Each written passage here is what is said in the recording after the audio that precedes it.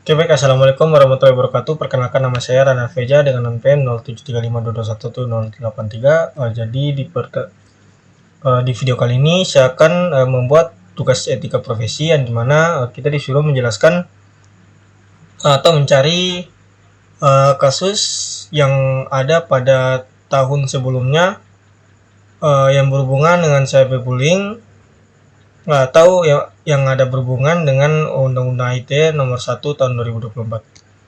Ya, di sini saya menggunakan kasus yang dimana anak SMA jadi korban cyberbullying selama setahun.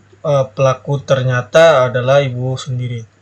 Ya, yang seperti kita ketahui, cyberbullying atau perundungan di internet biasanya dilakukan oleh akun anonim kepada korban yang tidak saling mengenal. Namun kejadian satu ini mencengangkan karena pelakunya adalah ibu sendiri. Namanya adalah Kendra Gael Licari.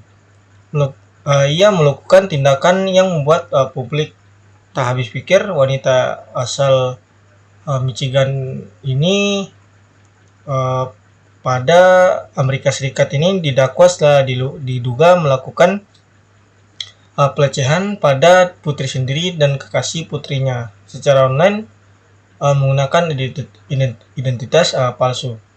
Kendra dituntut dengan dua tuduhan, yakni menguntit anak di bawah umur dan menghalangi pengadilan. Keduanya merupakan tindak pidana berat dengan hukuman maksimal 5 tahun. Dia juga dituntut dengan tuduhan menggunakan komputer untuk melakukan tindak kriminal. Kejahatan yang dapat dipidana dengan hukuman 10 tahun penjara. Wanita 42 tahun ini telah ditahan pada Senin tanggal 19 bulan 12 lalu tahun 2022. Dan dibebaskan dengan jaminan. Dia dijadwalkan mengikuti persidangan kembali pada 29 Desember tahun 2022. Kasus ini berawal dari Putri Kendra, seorang siswi SMA yang menjadi target perundungan di internet. Dia bersama kekasihnya kala itu terus menerus menerima perlakuan bullying dengan kata-kata kasar dan tak bermoral. Cyberbullying ini dialami sang putri dan kekasihnya lebih dari setahun. Selama itu pula dia mengeluh pada ibunya, Kendra, tentang akun anonim yang merundung serta menguntitnya di media sosial. Pengaduan tentang cyberbullying akhirnya dilayangkan lewat sekolah di mana putrinya belajar. Setelah masuk kasus ini ke kepolisian, penyelidik menemukan fakta mengejutkan. Pelaku perundungan yang merasakan itu tidak lain dan tidak bukan adalah sang ibu, yaitu Kendra. Lebih mengagetkan lagi, Kendra juga bekerja sebagai pelatih basket di SMA putrinya. Ketika kasus pertama kali masuk ke kantor kami, itu aneh dan hampir sulit dipercaya. Kita bicara tentang beberapa ratus pesan teks, lebih dari 1000 temuan halaman di kasus ini, ujar jaksa wilayah Isabella Conci, David Barberi, seperti dikutip dari news.com. Lalu pada umumnya itu kebanyakan hanya pesan teks yang melecehkan, merendahkan, menurunkan moral, dan pesan-pesan yang kejam lanjutnya. Oke, kita lanjut ke slide 2, yang dimana hal tersebut atau kasus tersebut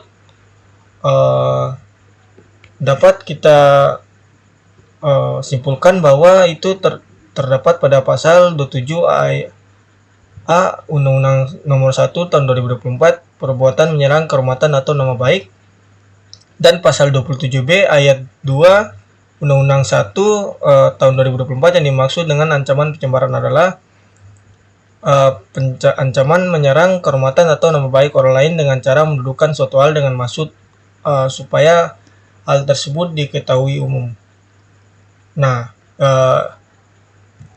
lalu tindak pidana dalam pasal 27 Undang-Undang nomor 1 tahun 2004 ini merupakan tindak pidana aduan yang hanya dapat dituntut atas pengaduan korban atau orang yang terkena tindak pidana dan bukan oleh badan hukum.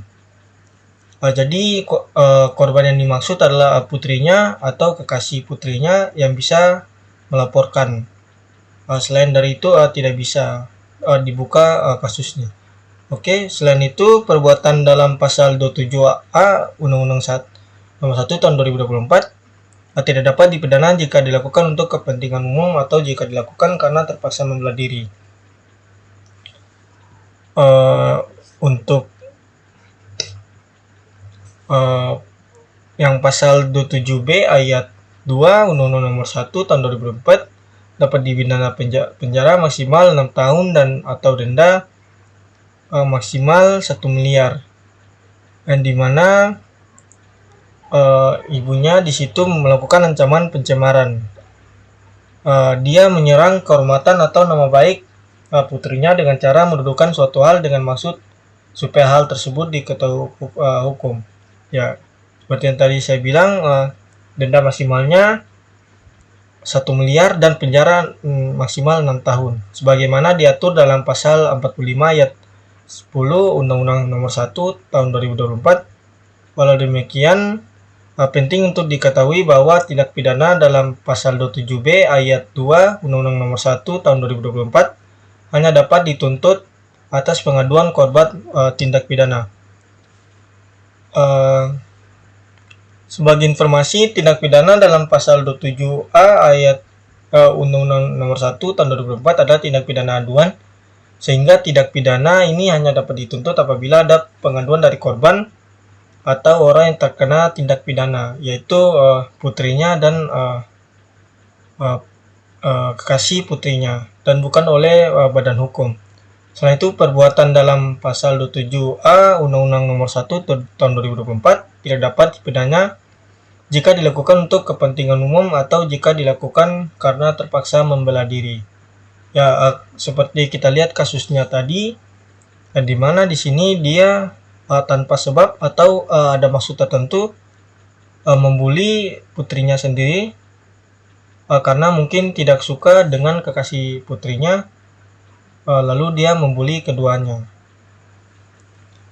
Sama halnya dengan ketentuan tersebut, untuk pidana dalam pasal 27B ayat 2 Undang-Undang Nomor 1 Tahun 2024 juga hanya dapat dituntut atas pengaduan korban menurut putusan MK nomor 50 peraturan Undang-Undang 6 Tahun 2008 mengenai konstitusional, pasal 27 ayat 3 Undang-Undang ITE sebelum diubah oleh pasal 27A dan pasal 27B ayat 2 Undang-Undang Nomor 1 Tahun 2023 juga menegaskan bahwa pasal 27 ayat 3 Undang-Undang ITE merupakan delik aduan hal 110 halaman 110. Ini berarti perkara dapat diproses hukum jika ada aduan dari orang yang dihina di WhatsApp. Oke, sekian dari saya. Menurut saya itu sudah semuanya yang saya berikan atau saya contohkan. Mohon maaf jika ada salah kata dan mohon maaf jika ada yang kurang. Wabillahi taufiq wal hidayah. Wassalamualaikum warahmatullahi wabarakatuh.